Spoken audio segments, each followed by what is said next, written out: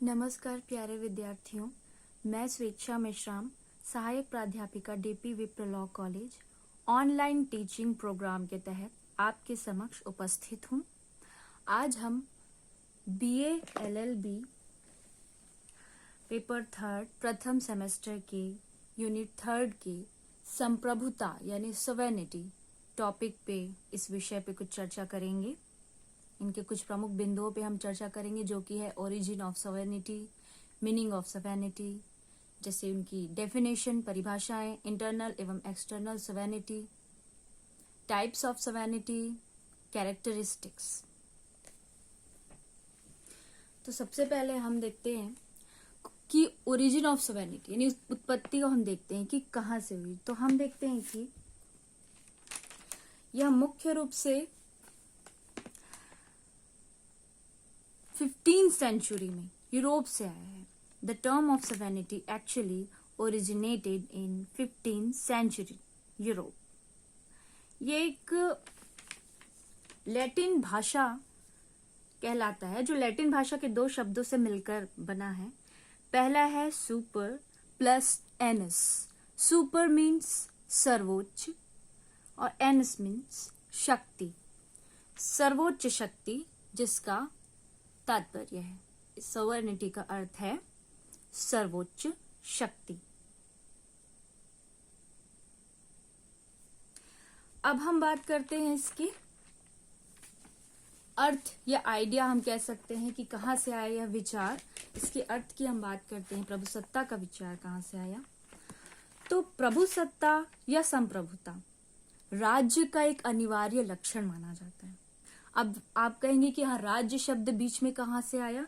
तो राज्य शब्द आप जान लीजिए कि यह संप्रभुता जो हम टॉपिक पढ़ रहे हैं, उस टॉपिक पे हर जगह आपको यह राज्य संप्रभुता से जुड़ा हुआ दिखेगा, क्योंकि जब राज्य की बात आती है तो संप्रभुता राज्य के सबसे प्रमुख एलिमेंट्स में एक माना जाता है, प्रमुख एलिमेंट्स माना जाता है, क्योंकि बिना संप्रभुता के राज्य कोई मान्य नहीं होगा। और जब तक संप्रभुता है तब तक राज्य की मान्यता है। और संप्रभुता से अर्थात हम यही कह रहे हैं कि यह सर्वोच्च शक्ति है, इसलिए राज्य में संप्रभुता की अनिवार्यता होती है। जैसे आप सभी जानते हैं कि राज्य 4 तरह के एलिमेंट्स के मिलकर बनता है। 4 प्रकार के एलिमेंट्स कौन कौन से हैं हमारे? जनसंख्या है पहला, पॉपुलेशन, दूसरा भूभाग, तीसरा सरकार, चौथा संप्रभुता। यानी कि आपका पॉपुलेशन हो गया, एक निश्चित भूभाग हो गया, एक टेरिटरी हो गई, आपकी गवर्नमेंट हो गई, और सोवेनिटी। सोवेनिटी राज्य की सबसे प्रमुख तत्वों में से एक माना जाता है। इसके बिना राज्य के अस्तित्व को हम नहीं मान सकते। ठीक है, अब हम बात करते हैं कि जैसे प्रभुसत्ता या संप्रभुता राज्य का अनिवार्य लक्षण है, तो इसे जैसे JW गॉर्डनर की इन्होंने बताया है अपनी बुक में इंट्रोडक्शन टू पॉलिटिकल साइंस। इसमें इन्होंने समझाया है कि प्रभुसत्ता राज्य की ऐसी विशेषता है जिसके कारण वह कानून की दृष्टि से केवल अपनी इच्छा से बंधा होता है, अन्य किसी की इच्छा से नहीं। कोई अन्य शक्ति उसकी अपनी शक्ति को सीमित नहीं कर सकती है। प्रभुसत्ताधारी चाहे कोई मुकुटधारी नरेश हो, मुख्य कार्यकारी हो, कोई सभा, वह केवल अपनी इच्छा से कानून की घोषणा कर सकता है, आदेश जारी कर सकता है और राजनीतिक निर्णय कर सकता है। ये कानून, आदेश और निर्णय उसके अधिकार क्षेत्र में आने वाले सब लोगों या समूहों और संगठनों के लिए बाध्यकर होते हैं। वास्तव में राज्य की सर्वोच्च कानूनी सत्ता के विचार को प्रभुसत्ता की संकल्पना के आधार पर ही स्थापित किया जा सकता है। तो हम यही कह सकते हैं कि जो संप्रभुता है उसका अर्थ हम यही कहेंगे कि मुख्य रूप से यह स्वयं में प्रभु है, और जो स्वयं में प्रभु वही संप्रभुता है। यानी ऐसी सत्ता या ऐसी सरकार जो स्वयं में निर्णय लेने में सक्षम हो, स्वयं प्रभु हो, उसे ही हम संप्रभुता कहेंगे। उदाहरण के लिए कह सकते हैं जैसे हमारी सरकार है, वह अब स्वयं में निर्णय के लिए लेने के लिए वो संप्रभु है, उसे किसी बाह्य हस्तक मतलब बाह्य कहना चाहिए कि उनके निर्णय के आधार पे हम अपना निर्णय ले, ऐसा जरूरी नहीं है। हमारी सरकार संप्रभु है और सरकार तभी संप्रभु होगी जब उसे आंतरिक और बाह्य दोनों क्षेत्रों में अपने द्वारा निर्णय लेने के लिए छूट मिले, तभी जाकर वह संप्रभुता कहलाती है। तो एक यह उदाहरण हम कह सकते हैं। तो इस तरीके से आप समझ गए होंगे कि स्वयं में प्रभु ही संप्रभुता है। ठीक, इसके बाद हम समझते हैं इसके डेफिनेशंस को।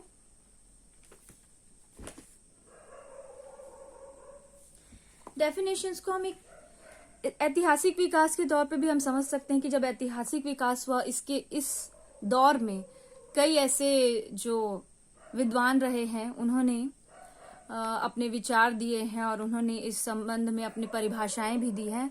और राजनीति विज्ञान एक ऐसा विषय है जिसमें कभी भी एक ही परिभाषा आपको व्यवस्थित तौर पे और सटीक तौर पे नहीं मिलेगी। आपको बहुत सारी परिभाषाएं पढ़नी पड़ती हैं, उसमें से एक आपको अपना उसका अर्थ निकालना होता है।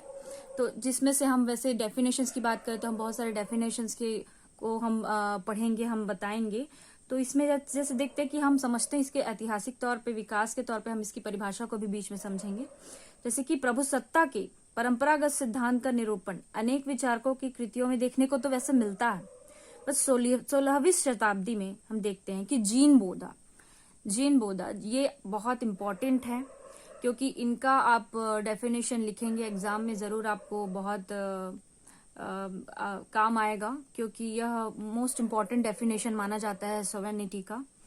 तो 16वीं शताब्दी में जीन बोधा, 17वीं शताब्दी में जो ह्यूगो ग्रोशियस और थॉमस हॉब्स, 18वीं शताब्दी में जे रूसो और 19वीं शताब्दी में जॉन ऑस्टिन ने इन्होंने इस सिद्धांत की व्याख्या को प्रस्तुत किया था।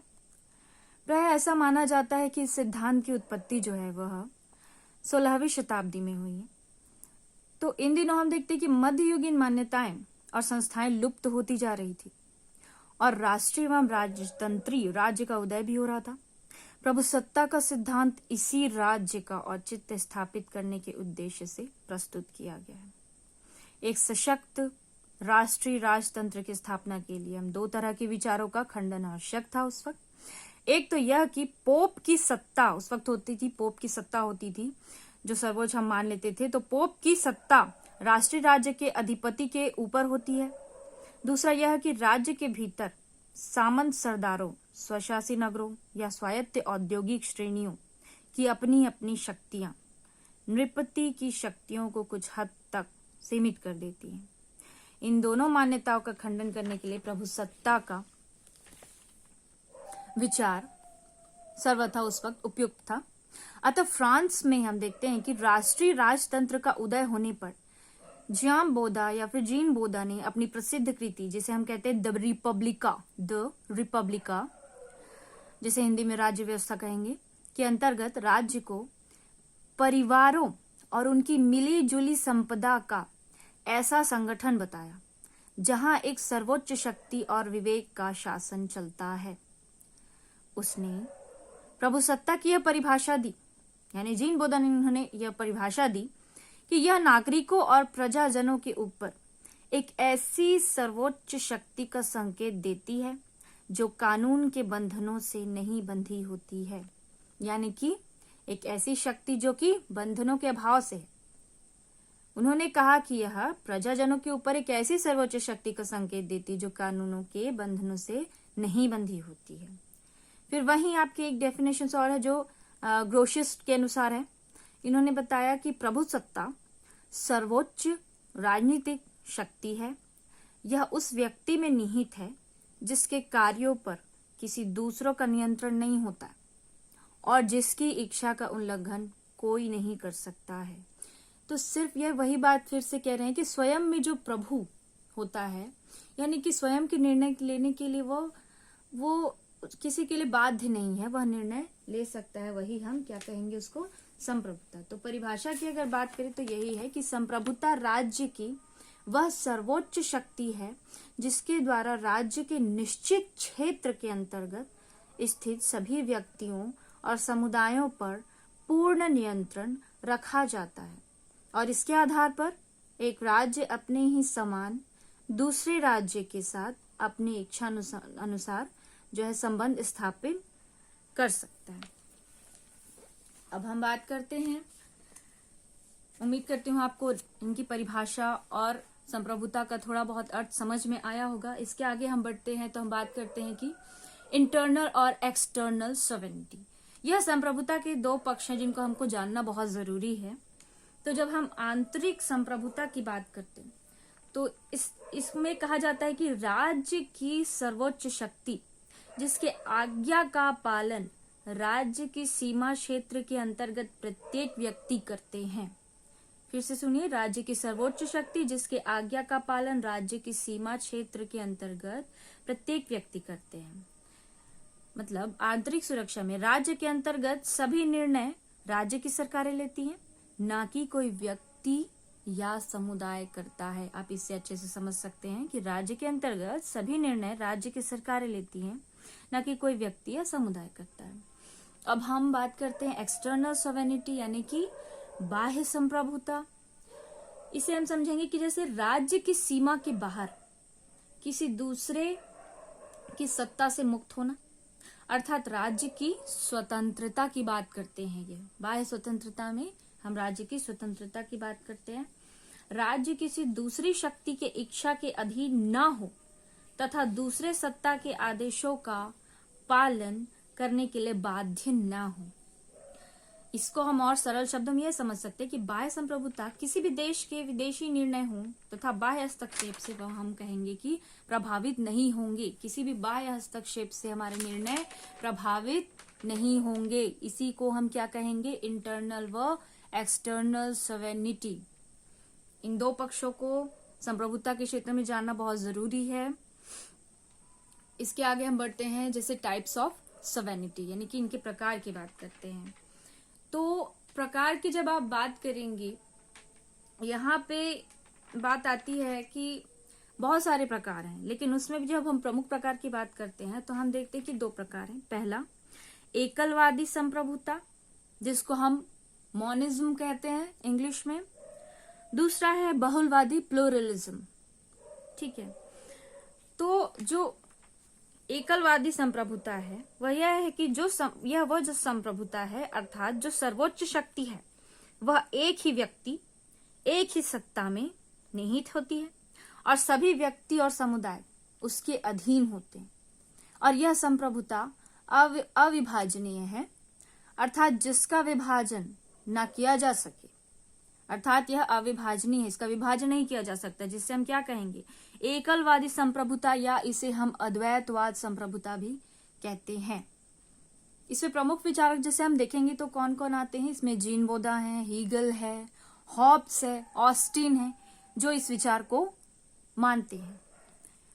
दूसरा प्रकार हम मानते हैं बहुलवादी, जिसे हम कहते हैं प्लूरलिज्म सॉवरेनिटी। तो बहुलवादी संप्रभुता क्या है, यह किसी एक जन में निहित या समाहित न होकर विभिन्न क्षेत्रों में विभाजित है, अर्थात यह विभाज्य है, यह विभाजित है, यानी निर्णय लेने की शक्ति किसी एक तक सीमित न होकर उस राज्य के व्यक्तियों और समुदायों के पास भी होनी चाहिए।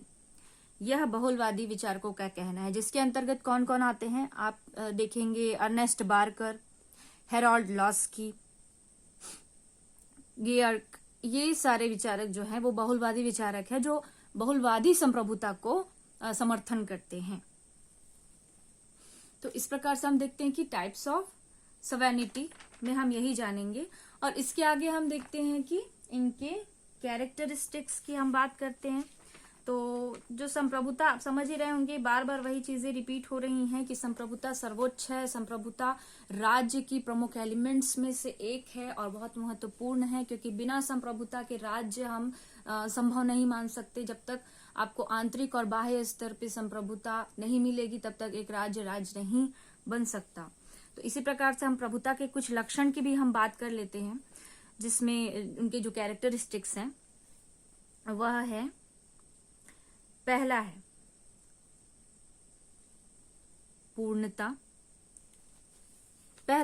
पूर्णता, सार्वभौमता, दूसरा तीसरा अदेयता या इसे हम कहेंगे इनअलाइनेबिलिटी, या फिर कहेंगे चौथा स्थायित्व, परमानेंस। पांचवा है अविभाज्यता, इंडिविजिबिलिटी। पहला है एब्सोल्यूटनेस, यूनिवर्सलिटी। दूसरा इनअलाइनेबिलिटी, तीसरा। चौथा परमानेंस, पांचवा इंडिविजिबिलिटी। ठीक है, पूर्णता, सार्वभौमता, अदेयता, स्थायित्व, अविभाज्यता। अब हम इसे समझेंगे। पहला है पूर्णता। यह प्रमुख लक्षण में से प्रथम लक्षण है, जिसमें पूर्णता हम देखेंगे। पूर्णता क्या है? प्रभु सत्ता एक पूर्ण और असीम शक्ति है। यह अन्य किसी शक्ति पर आश्रित नहीं है। राज्य के भीतर सभी व्यक्ति, उनके समूह प्रभु सत्ताधारी के अधीन होते हैं। राज्य के बाहर भी प्रभु सत्ताधारी को अपने राज्य के संदर्भ में सर्वोच्च माना जाता है। अन्य कोई राज्य न तो उसके मामलों में हस्तक्षेप कर सकता है, न उसे किसी बात के लिए विवश कर सकता है। अंतरराष्ट्रीय संधियां और समझौते प्रभु सत्ता को नष्ट नहीं कर देते, क्योंकि कोई राज्य इन्हें अपनाने को बाध्य नहीं होता। ये तभी तक मान्य होते हैं जब तक प्रभु सत्ता संपन्न राज्य उनका सम्मान करने को तैयार है। अर्थात हम कह सकते हैं कि ये क्या बात कर रहे हैं? ये पूर्णता की बात कर रहे हैं। पूर्णता में यह किसी राज्य के बाहरी जो प्रभु सत्ताधारी को अपने राज्य के संदर्भ में वो सर्वोच्च माना जाता है। राज्य के बाहर भी प्रभु सत्ताधारी को अपने राज्य के संदर्भ में सर्वोच्च माना जाता है। अन्य कोई राज्य ना तो उसके मामलों में हस्तक्षेप कर सकता है और ना ही उससे किसी बात के लिए विवश कर सकता है। यानी यह अपने में पूर्ण होता है, यह सर्वोच्च शक्ति होती है, इसे कोई बाध्य नहीं कर सकता। दूसरी बात हम करते हैं सार्वभौमिकता या यूनिवर्सलिटी की बात करते हैं, जिसमें यह कहा जाता है कि प्रभु सत्ता राज्य के भीतर सभी व्यक्तियों, संस्थाओं और समूहों की तुलना में सर्वोच्च होती है। वैसे राज्य चाहे तो किसी विषय को अपने अधिकार क्षेत्र से बाहर रख सकता है, परंतु कोई व्यक्ति या संगठन राज्य के अधिकार क्षेत्र से मुक्ति की मांग नहीं कर सकता। अतः राज्य के सीमा क्षेत्र के अंतर्गत प्रभु सत्ता एक सर्वव्यापक, सार्वभौम और सार्वजनिक शक्ति है। यानी कि यह एक सार्वभौमिक शक्ति है, सार्वजनिक शक्ति है, यानी कि हम कह सकते हैं कि सर्वव्यापक है। सर्वव्यापक से अर्थात राज्य के अंतर्गत स्थित सभी व्यक्ति और समुदाय पर राज्य की प्रभुत्व शक्ति का नियंत्रण ही रहता है, तो यह सार्वभौमिक है। अब हम बात करते हैं अदेयता की। अदेयता, इनअलाइनेबिलिटी, जिसमें प्रभु सत्ता हम कहेंगे कि प्रभु सत्ता या संप्रभुता चूंकि अखंड और यह अखंड है, इसलिए यह किसी और को नहीं सौंपी जा सकती। यदि हम प्रभु सत्ता संपन्न राज्य अपनी प्रभु सत्ता किसी और को हस्तांतरित करना चाहे तो उसका अपना अस्तित्व ही मिट जाएगा। दूसरे शब्दों में, राज्य के हाथ से प्रभु सत्ता निकल जाने पर वह राज्य ही नहीं रह जाएगा। जिस बात पे मैंने पहले भी आपको बताया है कि जब हम बात करते हैं कि संप्रभुता की और राज्य की, तो राज्य के हाथ से अगर जब संप्रभुता या प्रभु सत्ता निकल जाएगा तो वह राज्य ही नहीं रह जाएगा, कोई शक्ति नहीं रह जाएगी, उसमें हमेशा बाह्य हस्तक्षेप होगा, तो जिस वजह से राज्य नहीं कहला पाएगा। तो वही इसमें बता रहा है कि यदि राज्य के हाथ से प्रभु सत्ता निकल जाने पर वह राज्य ही नहीं रह जाएगा। यदि एक राज्य अपने क्षेत्र का कोई हिस्सा किसी और राज्य को अर्पित कर देता है तो उस हिस्से पर उसकी अपनी प्रभु सत्ता समाप्त हो जाएगी और दूसरे राज्य की प्रभु सत्ता स्थापित हो जाएगी। यदि कोई प्रभु सत्ताधारी सिंहासन तथा सत्ता का त्याग करता है तो ऐसी हालत में सरकार बदल जाती है।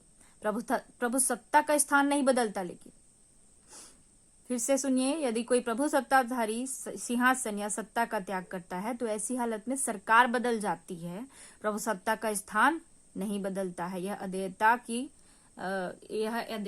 में इसका लक्षण है। तीसरा लक्षण है इसका। अब हम चौथे लक्षण की बात करते हैं, परमानेंस, जिसको हम कहते हैं हिंदी में स्थायित्व। स्थायित्व की बात करते हैं तो जैसे राज्य स्थायी है, वैसे ही प्रभुसत्ता भी स्थायी है। जब तक राज्य का अस्तित्व रहता है तब तक प्रभुसत्ता भी रहती है।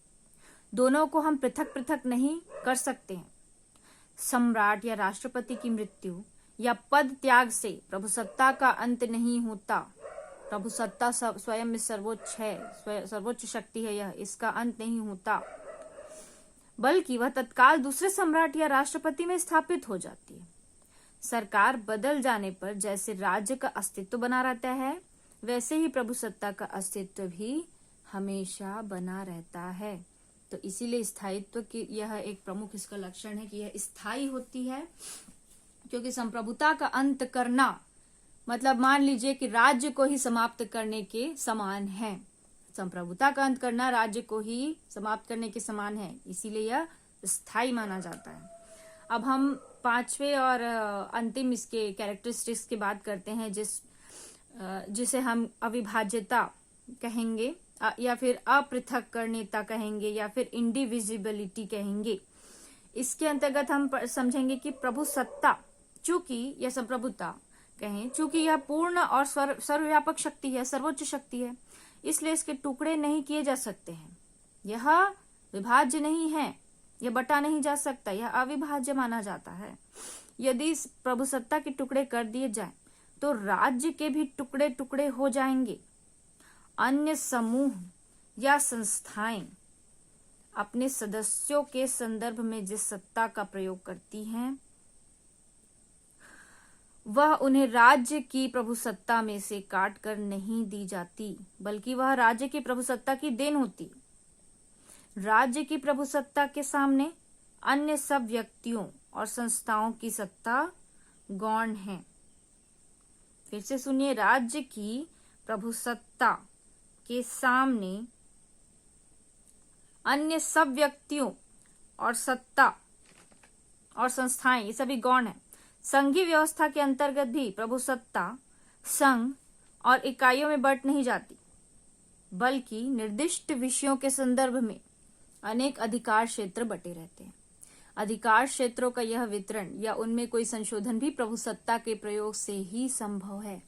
यानी अब आप समझ रहे होंगे कि प्रभुसत्ता एक राज्य के लिए, उसके खुद के निर्णय लेने के लिए, उसकी शक्ति के लिए कितना महत्वपूर्ण है, क्योंकि बिना संप्रभुता के हम राज्य को, उसके अस्तित्व को सोच नहीं सकते, इमेजिन नहीं कर सकते, क्योंकि यह एक एलिमेंट बहुत इंपॉर्टेंट है। अगर ये एलिमेंट नहीं होगा राज्य में, तो आप मान के चलिए कि राज्य संप्रभु नहीं है, तो फिर राज्य राज्य नहीं कहलाएगा।